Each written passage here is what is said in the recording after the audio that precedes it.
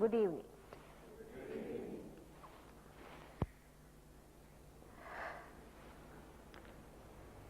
Today is the last day when I have to go, and you can understand a mother who has so many children. She has to go from one to another. She has the expectation to meet her children, and she has the concern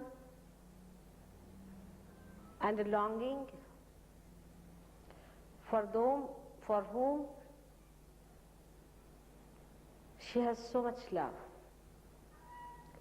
That's very difficult to express those feelings, like waves, as if they are taking out something from you.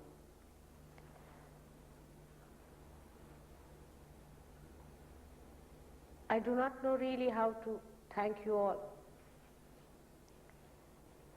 Without you, I cannot enjoy anything. As I told you, even I may be the capitalist and I may have all these powers, so-called. I am a complete communist. I can't enjoy it alone. I have to share it with you. At the very outset, I would like to thank Mr. Sig Paulson for making it available for me, this beautiful church, and you all, that I could manifest my love, could have a rapport with you, whom I have known before. I am meeting you again, thanks to him. I have to thank Betty especially. She has been so earnest. She wrote to me letters, she telephoned to me again and again. Oh, she took so much trouble to see that I come to Houston. She has made these 4 days fantastic visit for me. You all have to thank her for what she's done. It's a very, very great thing that she thought of you all and of sharing her joy with you all. She got a realization in Australia.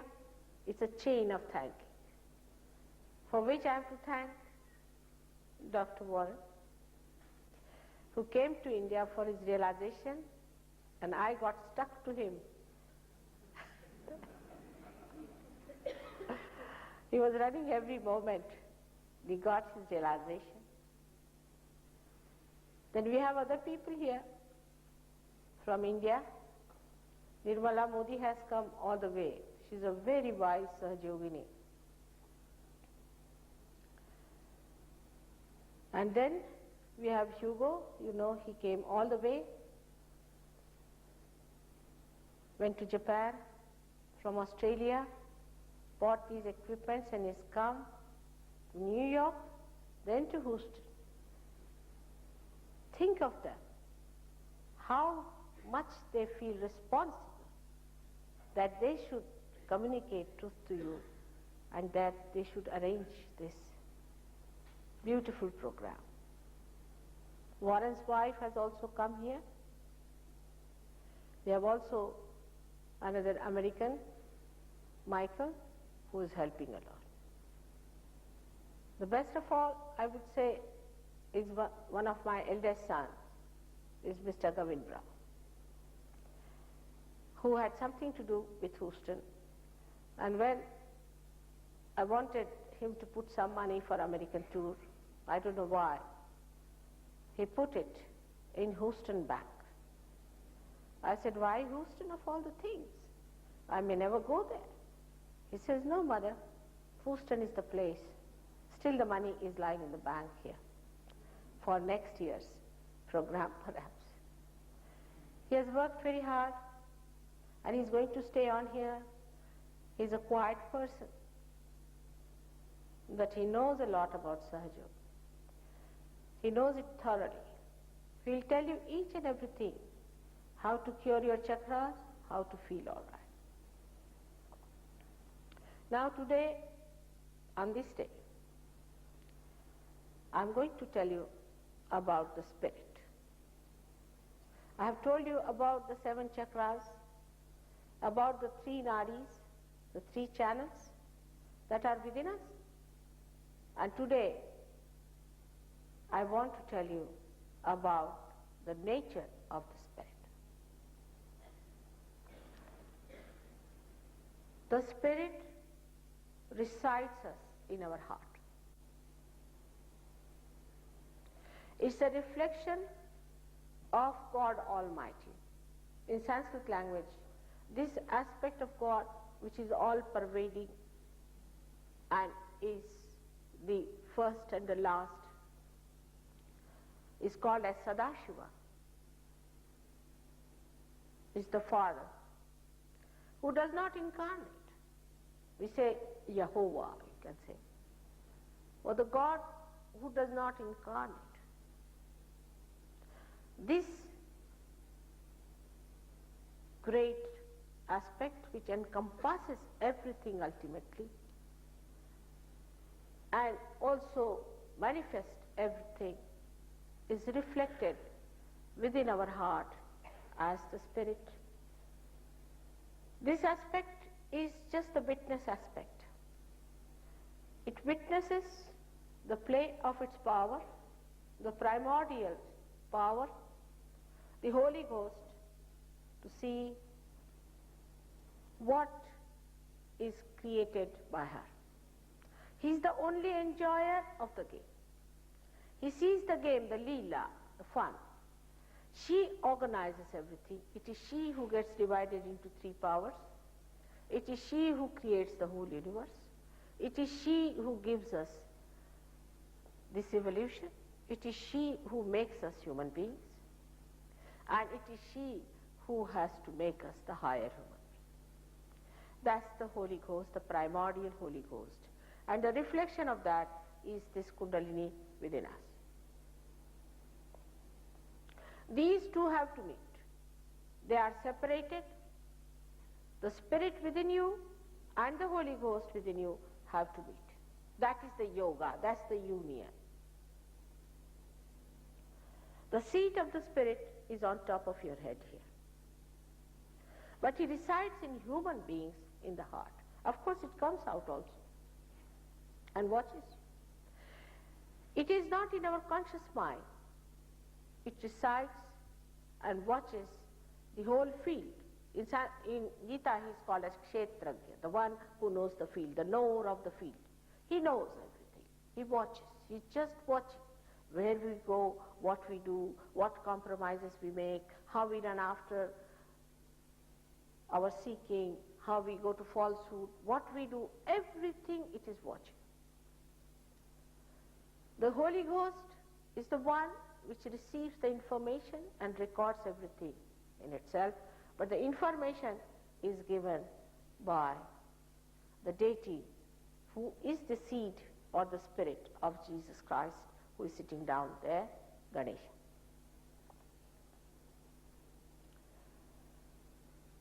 The spirit itself is Satchit Anand. He exists in the state of truth.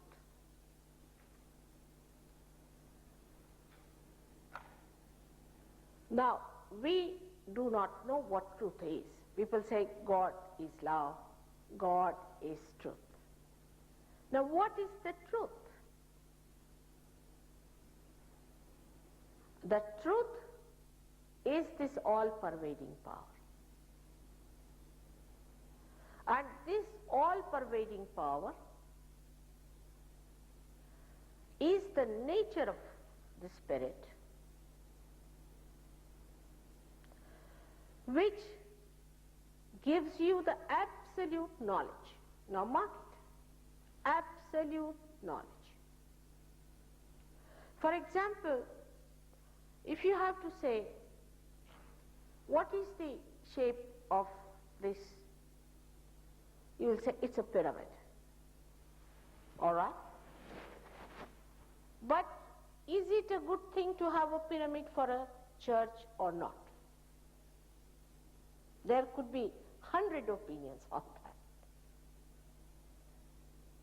But if you ask me or ask any Sahajogi, they said yes, it has to be a pyramid.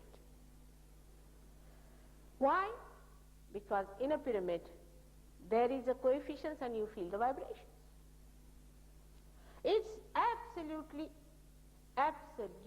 knowledge.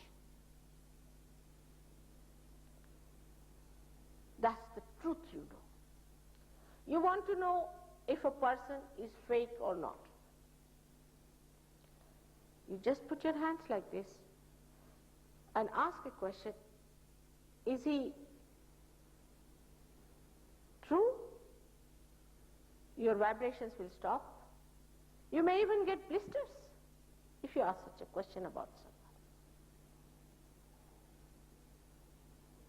So you do not know through your mental activity. A person may look very nice, as I told you. He may behave in such a manner that you say, oh, what a fine man he is. Is such and such person is a realized soul or not? How will you know? You just put your hands towards that person and you'll start getting the vibrations from that person. You'll enjoy them. Only after a realization only we can really enjoy other person. Really enjoy. One day I was in Calcutta, I was staying in a hotel on my way to Singapore, and there was a very great soul who came to see me. And he just sneaked into the room. See, sometimes it happens that some of these great souls who live in Himalayas and all that, they come in. And he just saw me and he fell at my feet. And there were at least 5, 6 Sahajogis staying in other rooms. And suddenly they felt tremendous, cool joy falling on them. A cold shower like thing. And they all came running, one after another. What's happened? What happened? And he was at my feet. They opened the door and they said, oh, Mother. Mother, how did you come? Oh, Mother. And then they started feeling him. He was enjoying me, I was enjoying him. And they were all enjoying him.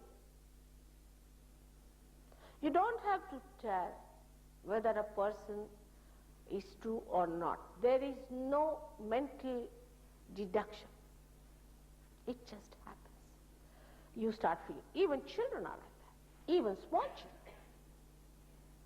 If they are realized souls, immediately they'll say, this is this and this is this, finished.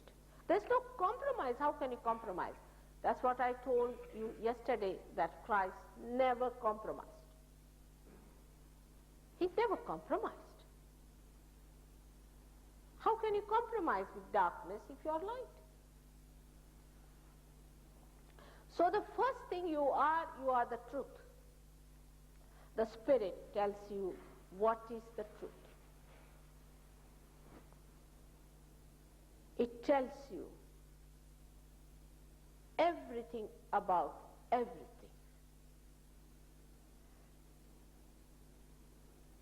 It is the truth. The knowledge that is pure is the truth. As I told you, Gavin Brown, when he got his realization, he said, my father has not telephoned, and he put his hands there and he got the burning here. And when he had telephoned, he found out that his father was down with bronchitis. And I told him exactly the same thing. Now, a person who came to me the other day, who had multiple sclerosis, is a very serious disease according to doctors. But according to me, it is not. And everybody told me the same sentence he was scratching. Of course, because I have been in the medicine, I have been in the medical college, I know these chakras means what. And he told me that he had this problem. Even if he had not told me, I would have known that he had this problem. Everybody will see the same center is catching. So, you are the truth. Then after some time you cannot bear untruth. You cannot bear falsehood. I mean, we also are like that, I tell you. For example, if I tell you that you come along here, there's a very nice chair for you. Now we don't see any chair there. Oh, you sit down, it is there. Believe me, imagine there's a chair. I mean, nobody would accept that, will you? You don't see any chair, there isn't any. No, but imaginary, there is one, I have placed it, you can't see, I have made it invisible, you see, you just see, you sit down, you'll get it. All right, you sit down there. And you sit in that position, and after some time you start getting the pain. Where's the chair? How do I get the pain? That's what Warren told you. It's very practical. You immediately know that this is not the way. Now the first center is very important, is of the inner sense, which gives you the magnetic powers. In the sense, not only that you are attractive, but I mean you attract people, but magnetic means that you know whether you are moving to the north or to the south. Birds have this power in them. Birds have. That's how they fly from one place to another. Because they can feel the magnet within. And a person who is pure at that point, he never gets lost because he knows which side he's moving. I mean, I have that problem. I've never had a problem like that. I move either to the left or to the right, or to forward. And my husband, who is dealing with shipping, he says, I've never met a better navigator than my wife. And it's so spontaneous. I mean, I don't have to think. I know for definite that you are moving in the wrong direction or in the right direction. Even the material movement, I mean to say. All of them have experience. They have great drivers, and they have got all the maths and everything. And immediately I know that you are going on the wrong direction because the magnet immediately turns around. So the magnet is placed within you there, but it is to be awakened. When it is awakened, these deities, when they are awakened, you become the truth. Like the light that comes in, you start seeing everything as far as your feelings are concerned, your experiencing is concerned. So you become the truth. Now one may say, how truth could be love? That's a very common question. Truth cannot be love because, I mean, if you tell somebody something that is truth, he may not like, and he may be unhappy, and it may not be dear to him, and he might be very, very worried about it. Manu said long time back that you should speak the truth, and you must speak the things which are dear to others. Satyam vadet, priyam vadet. People said it's not possible, it's an absurd situation, how can you do it? So Krishna has put something in between. He said, Satyam vadet, hitam vadet, priyam vadet. You say something that is the truth, always say the truth. And say something, hitam means for the pleasing of your spirit. That's the condition.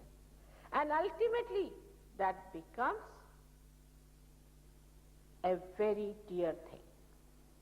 In the beginning, one may not like it. But ultimately, this will be very much like this truth. So all these things he has put together and said that you have to speak the truth has to be pleasing to the spirit, and ultimately the person is going to enjoy it.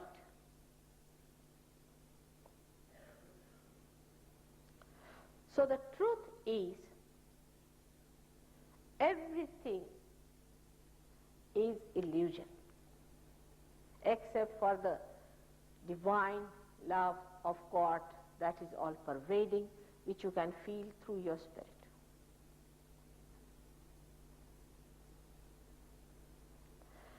This power has got telecommunication. It has got all that you have created in the science. It can coordinate and cooperate. It has got all the angels and all the great souls to help it and to look after you. And the topping the whole thing is the quality that it loves. It loves you. So it doesn't come to you like a sword. It gives you the time to improve, to judge yourself, to rise, to grow, just as a mother would look after her child. Forgive mistakes. See that the child rises and grows into complete manhood. So it is love. And the love that is so powerful is the truth. And it never fails. It never fails. For example, you might think now, a man like Sahaja has died. Mother, how do you explain? I mean, you never die. That's one thing you do not know. He can be born again. He would be born in such a condition where he'll be much more effective.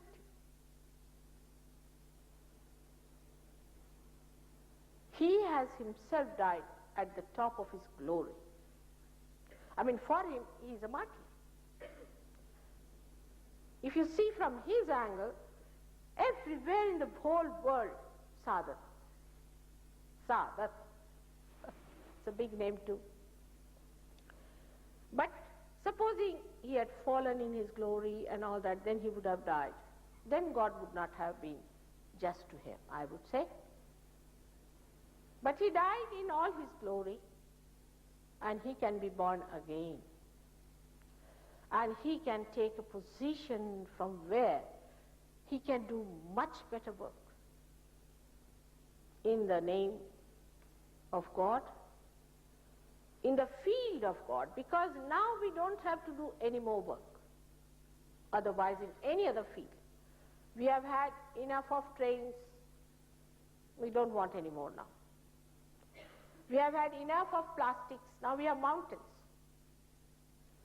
We have got too much of butter around, too much of food, everything bit too much. I mean, the house becomes a junk. In any field, we have overdone things. We have exhausted this mother. Now, what do we have to do? Only in one field, and the field that is of God's work you have to do it. But first you have to get connected and then do the God's work. And that connection is only through your spirit when you become absolute and you have the truth within you as a built-in awareness. Is the awareness that becomes the truth. So the first quality of the spirit is that you become the truth, that you know the truth, that you take a stand on the truth. Look at Christ. He had nothing to do with women like Mary Magdalene. I mean, nothing to do. I mean, he was virtue.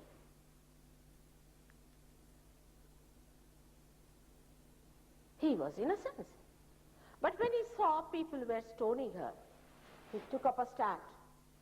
He took up a stand. You have to take up a stand. Stand on the truth. And he said, those who have not committed any sin can throw, and you can throw the stone at me. And nobody did.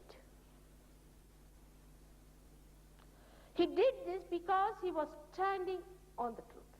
He took a whip and whipped those people who were selling in the temple of God. At the age when he was a little boy, he went and argued with learned people. Such people have no fear of anything. What is there to fear? When you are standing on the truth, what is there to fear? Truth is such a light that it gives you complete picture of the whole thing. There's nothing to fear. Your Father, He is compassion. He is ocean of compassion. And He is ocean of love and ocean of forgiveness. And He is now within you. Who is more powerful than Him? It's very easy for many human beings to say, oh, we don't believe in God. You believe it or not, He's there. Those who say we don't believe, it is better that they should come and get their realization and understand that there is very little time left for such kind of nonsensical statements. I mean, you can at the most say that I have not felt God so far, and I'm open if I feel. But on what basis do you deny? What basis have you got to say that we don't believe in God? Not only after realization you can prove God, but you can show His miracles. The second thing, the nature of spirit, is that He's chitta, He's the attention. He's the attention, means when you become spiritually enlightened, your attention becomes enlightened. Now, enlightenment, what we understand of these lights is that the lights are falling here and we can see things, that's all. But this attention which is being enlightened acts. It works. It has got loops. It has got weapons. It works. You have to see for yourself how your attention works. Today, there was somebody who went and told one of the Sahajogini that I was sitting there and I was getting all negative thoughts and was feeling horrible in my hands, and I don't know why it was happening in the program. So she said, here you have come to pay attention to Mother and to her work and pay attention to your spirit. But if you are paying attention to all the rest of the people here, then you are going to catch them. It's a very simple thing. Where is your attention? Ask this question. This is a very common question in an Indian home. A mother will ask the child, where is your attention? The basis of Indian life is chitta nirodha, is to fix your attention in a proper way. Where is your attention? Is it on your spirit, or is it on somebody else? Like my brother is sitting here, my mother is sitting there, oh, that woman is very bad, she is jealous of me, all this nonsense. Where is your attention? When you get realized, then you start seeing through the window of the spirit. Your position changes. As you are looking at me now, then you come back here and start looking at you this way. Till you are realized, you are sitting before me. But once you are realized, you come here and see others. From there, that's your foot. Nobody can touch you there. From there you see others. Your attention is detached. So the attention becomes enlightened after realization. You pay attention to anything, it works. It does work, no doubt. You try. Those who have got realization should try this. Try your attention. But attention has to be pure. You have to purify your attention. And the best way to purify it is to keep your Agya Chakra open. When this center is open, which is the center of Christ, which I have shown that it can only open through the Lord's Prayer, after realization. When you open that, then you are in that state where your attention is divine. And you'll be amazed how things work out. Even the smallest things, the material things, the useless things, and the great things, and the subtle and subtlest, and how you start growing. So the growth is to be achieved by purifying your attention. And to purify this attention is to keep your Agya Chakra open and be in thoughtless awareness. You watch something, you don't think about it. Zen said the same thing, but I think people didn't understand. See, before realization, it's like telling about colors to a blind man. Zen said the same thing. You watch a thing without thinking about it. They created patterns which didn't mean anything, which you see it without thinking. But that's only possible after realization. So the thinking process minimizes and you start witnessing. The higher state than that of attention is that you jump into nirvikalpa samadhi, into the state of doubtless awareness. Now it is not doubtlessness because you have argued it out or anything, but it is a state where you are doubtless about things. I mean, the way you speak, the way you behave, the way your attention is, you can make it out that I am doubtlessly there. The discrimination becomes so sharp that you can just say this is so and so and so. There's no fanaticism about it. As I told you this morning, that if a blind man crosses over something and says, oh, there's a snake here, and he believes it's a snake, he believes that it's a snake, that's fanaticism. Because he has no eyes to see and he believes it's a snake, he says, oh, there is a snake here, I believe. But a person who has eyes sees, no, it's a rope. It's just a rope. And he says, no, it's not. It's a rope. But he has eyes. And when he says with his eyes, which can see that it's a rope, he means it, the truth. Then he is not a fanatic, but he's standing on the truth. This subtle difference people don't understand. Fanaticism comes through blindness. And the truth comes through realization. And at any cost you will not give up the truth. Any cost. Now, when I started my work in 1970, somehow I knew all about these fake gurus and fake people. I knew about it. And in my first lecture, we had must be having about 2,000-3,000 people. It was a very huge hall. And I told the names of all these fake people and who they were in previous lives and what they did by names. And everybody was amazed at me. They were frightened. There was a Maharaja who was a friend of my husband and all that, and he came and told me that, oh, I'm really frightened for you. I said, why?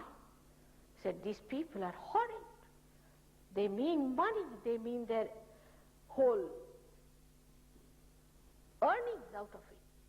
How did you say these things openly? You took their names. They will shoot you. I said, let them shoot. I'll see who shoots me. They said, you see, they will prosecute you. I said, let them prosecute. So many years have passed, nobody has dared to say that I am telling the lies.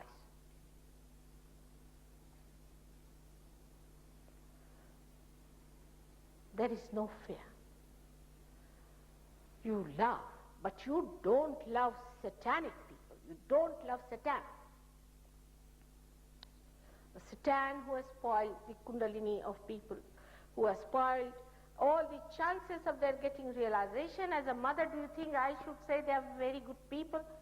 I'm not a political figure, and I'm not seeking elections. Cannot be a compromise. That's what happens to you also. But by your own self-esteem, by your own glory, people see, here is the leader. And you become the leader of the people. You can, there is nothing to be frightened of.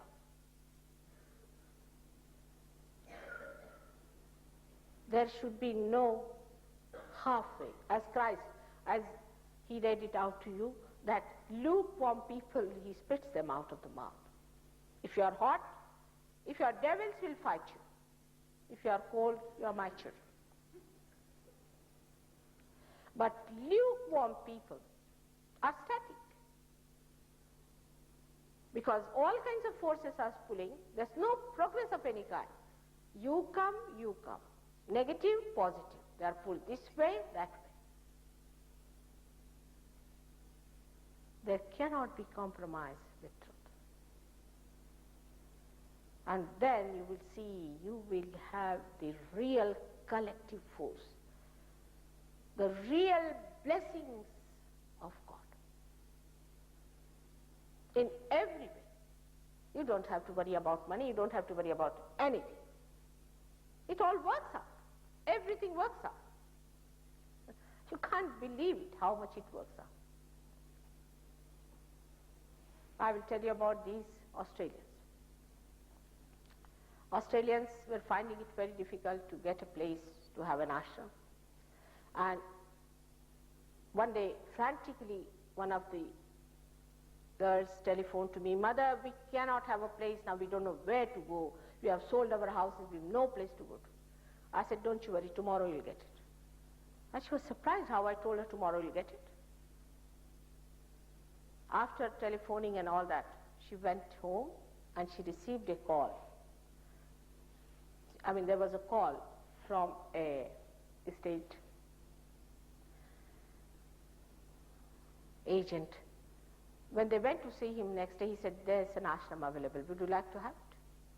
At a very cheap rate, they got a beautiful house for the ashram. In London, we had some sort of a small ashram, and they were finding it very difficult for all these people to live there because they wanted to live together. They said, "Mother, we must have some more rooms and some more place." I said, "All right, you just pray, it will work out." You won't believe, we had started a co-op in London, and they said it will take 8 years to get a room out of this co-op. That's London speed, just the opposite of America. And within a month's time, we got a huge house with 15 bedrooms and 2 big halls. And we didn't know what to do with it. And at such a cheap rate that for the whole week, only £70 were to be paid. But then the Sir Yogis went and settled down there because in London we have in thousands. Then they said, "Mother, what about for others?" And within 15 days, we got a huge big hotel with all carpets and with all curtains and everything provided for, cutlery, crockery, anything you say was there. Everything. Only for £90 a week. For at least 20 people to live very happily, and big rooms each and big halls. Just we got it. You won't believe, but it has happened just before Warren's marriage. And we didn't know where they are going to stay, all of these who are coming to get married here. And they had a nice honeymoon in that hotel. They didn't have to pay anything for it. Yes, it works out. Krishna has said, Yoga kshema vahamyaham. You get to your yoga first. He never said kshema yoga. He said yoga kshema vahamyaham. You get your realization, you get your yoga, and then the kshema, the well-being works out. Everything is organized there for you. You are on the stage, everyone works for you. Believe it happens that way. What is there to hanker after? What is there to ask for? I mean, you ask for one thing, you have 1,000, you don't know what to do with them. I don't know really, I don't know with myself, I don't know what to do. The way I am quite generous, I mean, I try to give away so many things, but still my house, oh God. You can't imagine. You can't imagine. In their wedding, I gave 51 saris, 51, thinking that now I'll have some rest from the saris. Again, I went back, they are still there.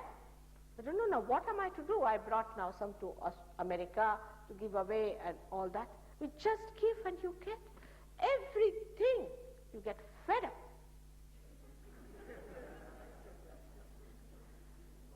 But only thing that I always have been asking for are the seekers. Where are they lost? Where are they? That's something still there. They are to be saved.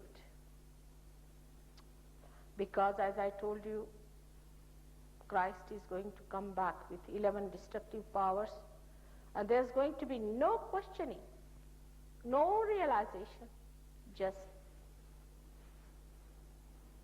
all the negative forces will be killed, and those who enter into the kingdom of God will reside in the kingdom of God, will reside there, the residents, the citizens. As he said, if you want money, I'll give you gold. But I look after those who hanker after spirit. You enter through the door and he eats with you. He shares with you. For a realized soul, the highest human beings are the seekers. You may be any king or anything, what does it matter? There are so many roaming about. But a seeker is the thing in the eyes of God as the highest human being who has to become a superhuman being. So your attention is filled. So many of these miracles, you cannot imagine how many have taken place with surgeries. One can write such a big book. So the attention becomes pure. You just can't see bad things happening. I mean, you just don't like it. I mean, I feel like vomiting sometimes, the way things are sometimes. The things that you enjoy normally become absolutely garbage. You just don't like it. The priorities change. You become automatically virtuous. I don't have to tell you be virtuous. You just become. And you start enjoying your virtues and virtues of others. You start enjoying other people. Because attention becomes collectively conscious. Our central nervous system is our attention. But the central nervous system becomes collectively conscious. Becomes.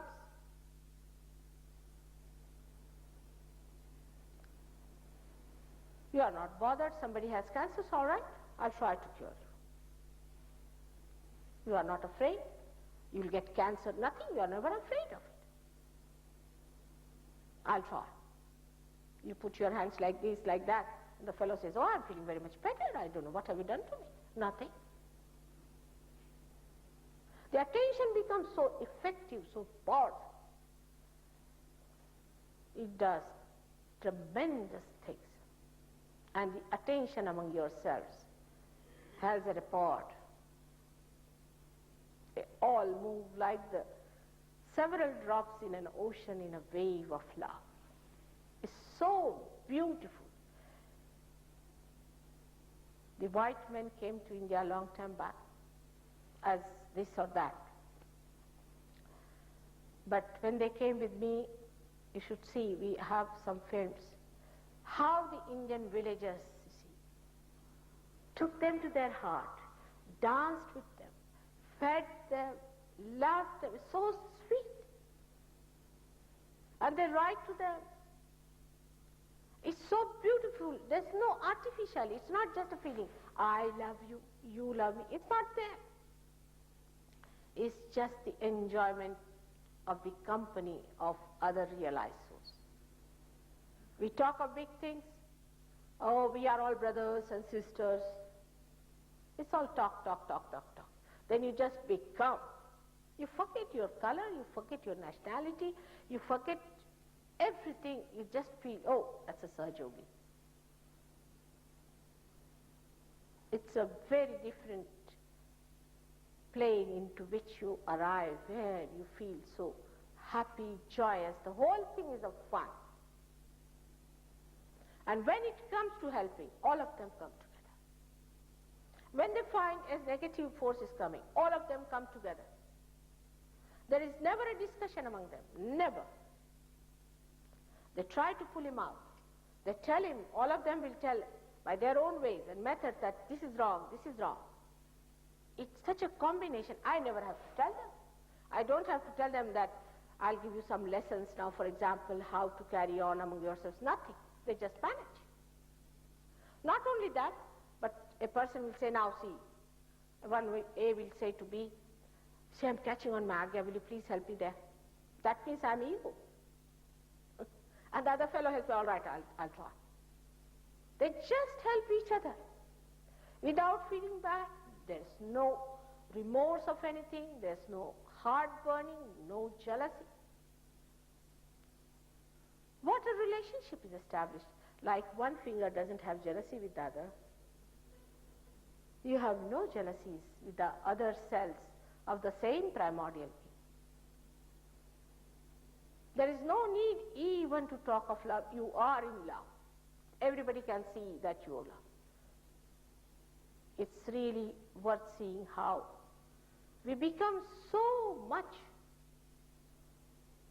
adaptable, so much silent and happy people when our attention becomes collectively conscious, because that's the real source of joy.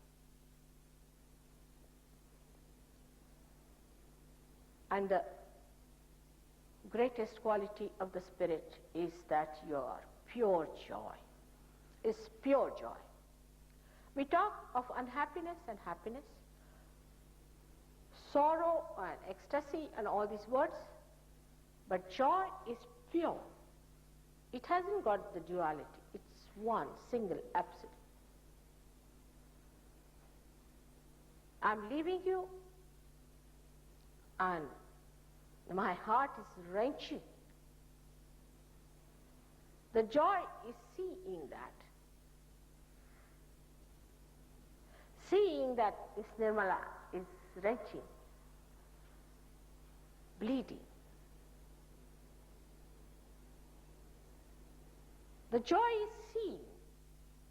And when I go, this feeling, I will think, and I'll think of you, and the joy will be again repeated. That joy of oneness, even in separation, the oneness I feel, the concern, which cannot be expressed in words, that silent pulling of your heart, that is also joy.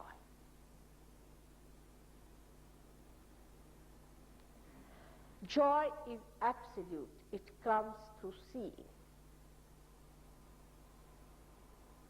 You see it, and you get the joy.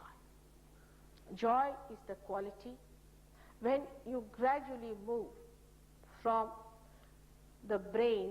The attention first goes into the brain, especially in the West. It's the brain first takes place. Means you become the attention. I'm sorry, you become the truth. Means you start feeling in the hands, you understand, then you see, yes, it is so, and this person has got this trouble, so he must be having arthritis, if he's catching on this, yes, true. You start tallying, finding out, and monitoring it, and again verifying it, and you are satisfied with it. So the attention first is nothing but starts achieving the truth, is trying to feel the truth, but it's dry at that stage. It's dry. In the West especially, because we are differently made in the West. Then we read the book Advent, we like it, and we see all these things, the knowledge and everything you like, you want to listen to that, my speech and all that, you all like it. It's the knowledge, because you see the truth, the knowledge. That's the gift of the brain. Is the central part, as I can say, the awareness. Then you feel your chitta, your attention, which is enlightened. And you are blasted with it. You see the miracles happening, that's happening, you are just blasted. Then the third thing happens, is the joy. That you are in joy all the time. You cannot keep serious for more than 2 minutes. It's very difficult to keep serious. The sense of humor is so beautiful. You never use vulgarity or hurting things or personal remarks, but the whole thing is so beautiful. When you speak, people feel the flowers are throwing their fragrance at you. Every action that you do creates joy, ripple of joy. Every movement you do, every vision you see gives you joy. That time you feel perfected. When you see a picture which is beautiful, immediately you go into thoughtless awareness. And the complete joy of that creation starts dropping on you. You just feel the joy. Then you become silent. You don't speak much. You don't think. You become the joy, Anand. That's the perfect state in which you should be. It's so beautiful that you want to be there all the time. This joy is the movement of your ocean of love. It's the beautiful movement of the clouds that you see. It's fantastic. You just get drenched into it. And you do everything for love's sake. And you don't think you're doing it for love's sake. You do not feel that way. You just do it because it's so joy-giving that it is the greatest thing. You may have anything in the world, will not be that much joy-giving as this joy of the spirit which you become. You never feel lonely. You are never bored. Whether you are alone or with anyone, you are in joy. One should understand that if you get your self-realization, or if somebody says that they are giving you to some positive lines, you should know, are you peaceful within you? Are you joy? Forget about the collective consciousness. Is your health all right? That's the minimum of minimum. The whole system changes. I just say that all of you should achieve that state of joy by the time I come here next year. And I hope you grow into it by taking up a stand on the truth. Grow into it. You progress into it. It's so wonderful and so beautiful, and that's what your Father wants you to have. He's the most generous Father. He can't enjoy His kingdom unless and until He has given it to you, that He has made you sit on His throne. That's the greatest joy that He wants to have. And that's what you should achieve. That's what you should have. That's your right to have. This is what is self-realization. You become just a master. You don't have to consult anyone, you know it. You have to just consult your spirit through your vibratory awareness, and you know it.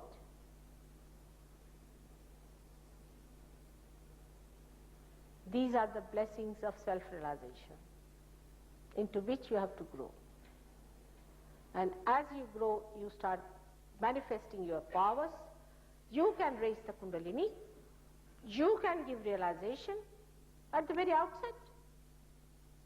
Imagine the Kundalini moves under your finger. Nobody can believe it, but it has happened now. Even very, very great saints. You see, there's a very great saint who is more than 108 years of age.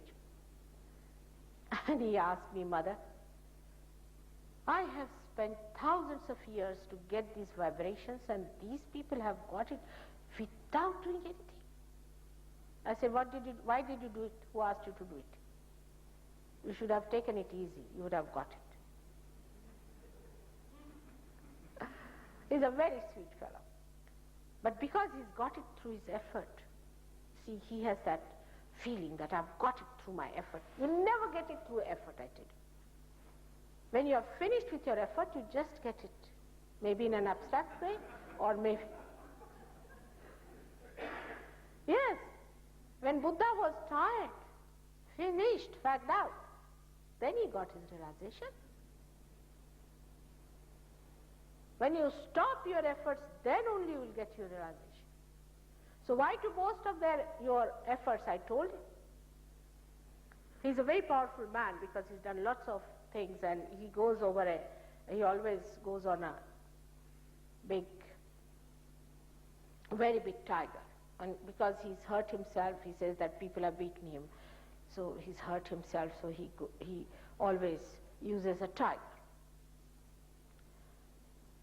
And he's a man with the idea that he has these powers, that powers.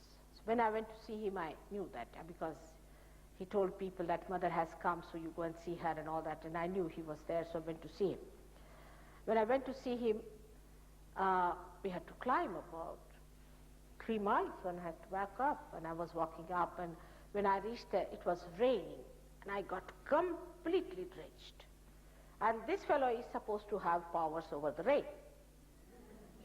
And he was so angry when I went there. I was sitting on a little seat of his made of some stone. He was doing like this, very angry. So I didn't say anything. I went inside his cave and sat down there in that drenched condition. So he came round. And he said, Mother, did you do this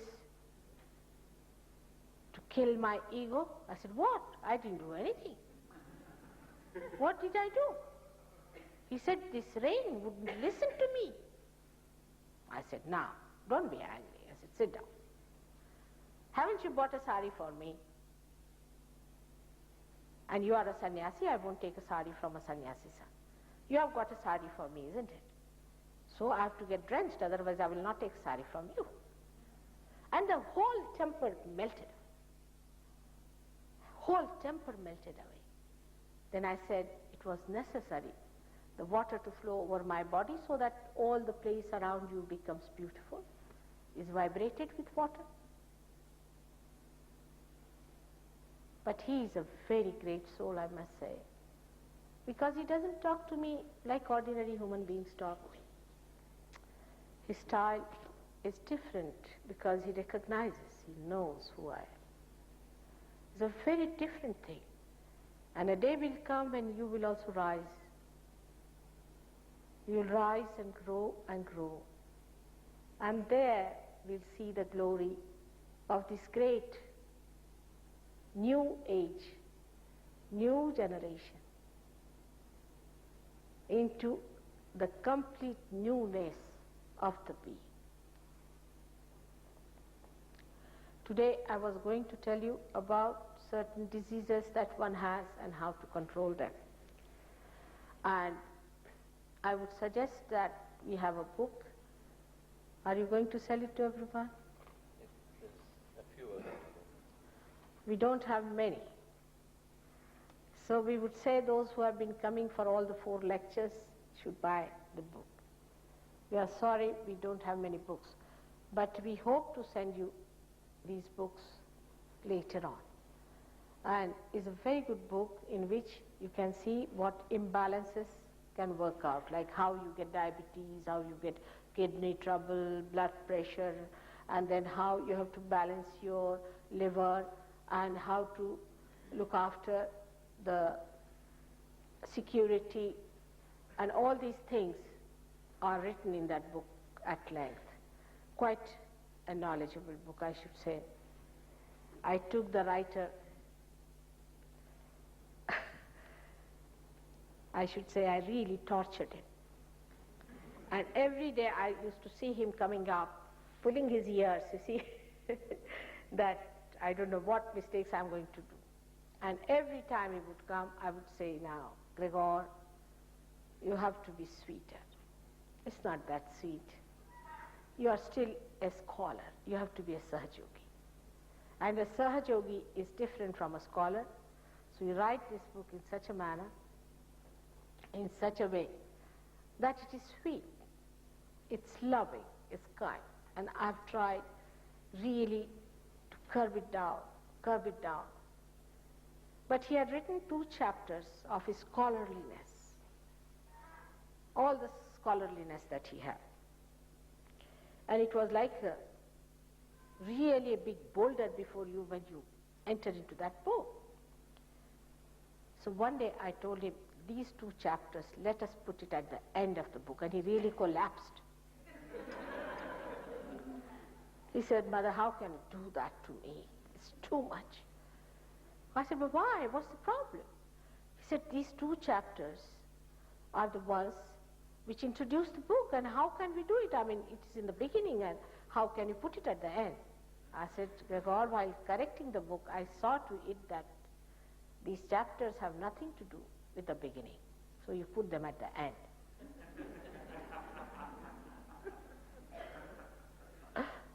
And when he placed them there, he said, oh, the book has become wonderful. And then he told me, it's a very good play of Mother in this, that the intellectuals are never satisfied with the reading once, and they would like to go into the intellectual rumination. Like the animals, you see, like cows, when they eat, then they take it back and again eat it, like that. So it's better to put these 2 chapters for them. I said, now you are not angry with me? He said, no, this is a very good thing. But these 2 chapters definitely prove that he's a very learned man. And I told him, Gregor, when did you read all these books that you have quoted? He said, Mother, you'll be surprised. These quotations just came to me. I never read them.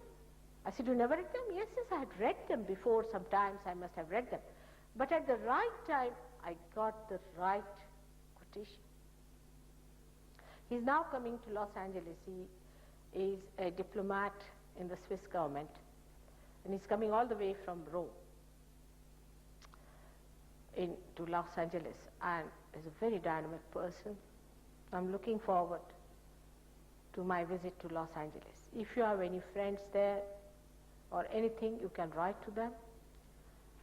You can take the address from here so that they can come and see me. We have now booked all our days, I'm sorry, and still we'll contact somebody from Unity Church, but all the days are booked. It's all right. And the people can come in any case, wherever we have the programs. Anything else you want, you can write to me. I'm sorry I can't write to you because every day I work like this, the way I've been working here. Morning, the workshop, evening, the lecture. It has been on and on for years together now. So I do write sometimes, but I don't have so much time, but somebody will answer you. Any question, any problem, anything, please write to me. I'll be very happy to receive letters from you. There are so many people who are sorting them out and looking after it. So you will have an answer, no doubt. Please get my address also from the ashrama address from these people. Anything that you want, you can ask for it. Even sitting down here, I know your attention. It will work out. Gradually, you will change, and your asking will be different and different and different. May God bless you to blossom into the beauties of your spirit, so that you glorify your Father and He feels glorified with His gracious love towards you. Thank you very much.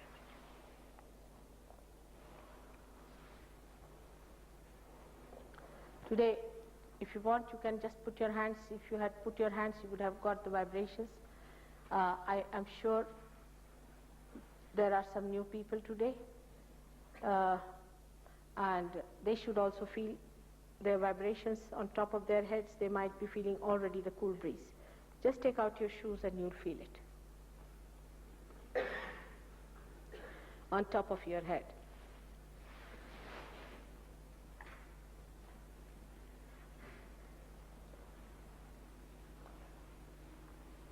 The tapes are with the Unity Church here. You can buy them. We have also sending 21 tapes. They're already being copied. They are being copied. We have so many tapes in London. And you can buy from the gentleman. We don't have to bother about money part. I mean, we are not bothered. Only thing, as they must have told you, a little problem with our trustees, that you have to just say that we have the copyright, that's all. We are not bothered as to what you charge and what you do it. So you can buy the tapes as you like, and you can listen to them and enjoy them. How many have come for the first time today? Quite a few. Now, just take out your shoes, please.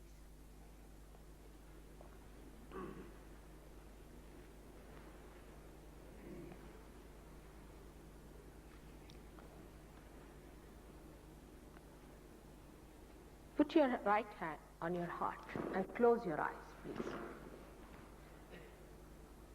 As I said, in the heart resides your spirit. Ask in your heart, Mother, am I the spirit?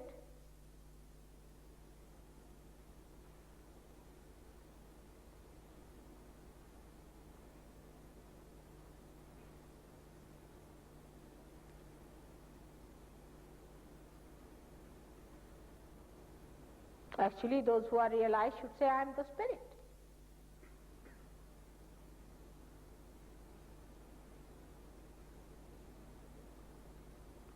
Three times, please ask this question. Mother, am I the spirit? It's a very, very powerful question. Yeah. Now feel your cool breeze on your head with the right hand. Done. It's done.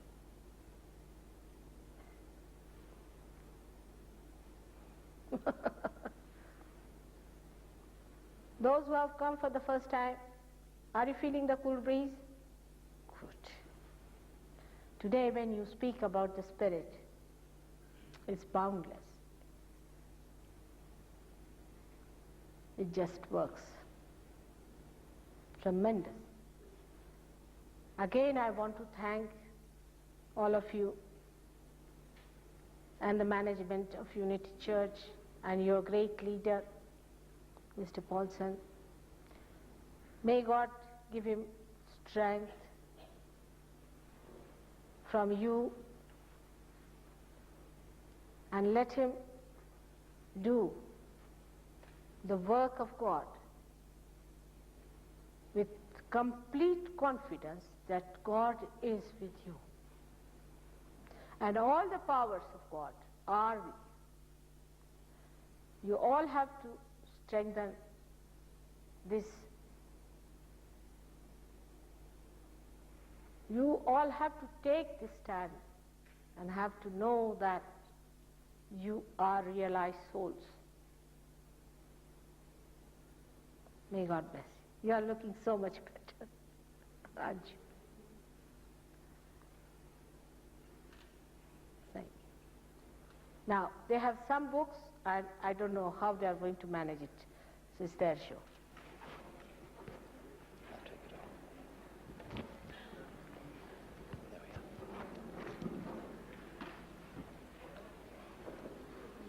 are. Anyone who just wishes to meet Mother may just quietly come to the front. Sig Paulsen. Sig Paulsen. Sig Paulsen. All right, I'll just ready. Be more comfortable to sit with your right hand. You're on me.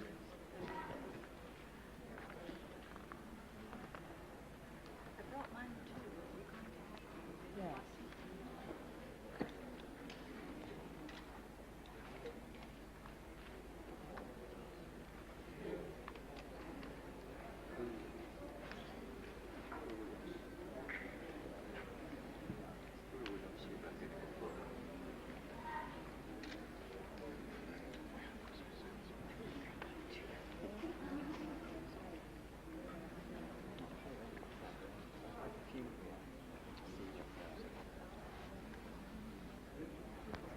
Could you get a photograph?